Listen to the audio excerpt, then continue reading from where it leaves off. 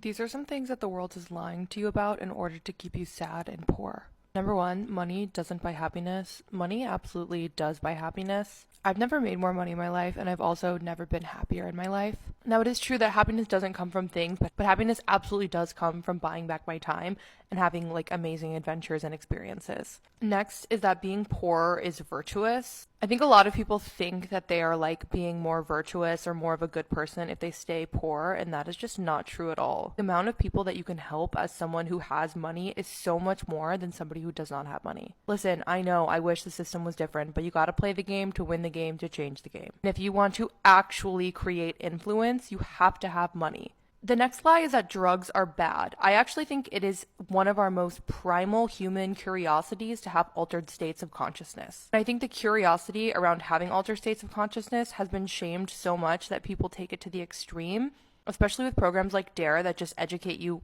wrongly. And if you don't have a strong education on drugs, you're going to make bad decisions. Drugs, like everything, are just a tool. You can use them for good, you can use them for bad, you can use them for ways that help you grow and expand your mind, and you can also use them for ways that destroy your mind. Next is to work hard. I do think that there's many times in your life that you should be working hard, especially early in your career, or if you have like a very certain specific goal that requires permission. But in your day-to-day life, you really shouldn't be working hard. The most successful people are actually quite lazy because they find the best and shortest and most efficient ways to do something. Long-term, efficiency always wins over hard work. Next is that you should be nice. Now, I do believe that you should be kind, but I do not believe that you should be nice. Being nice is putting somebody else's needs before yours. Being nice is people-pleasing. Be kind, but stop being nice. Next is the notion that you should sacrifice for others. Not only is this totally wrong, this does not help anybody. You cannot pour from an empty cup. Lastly, this normalization of being like unhealthy and depressed as like something that's cool.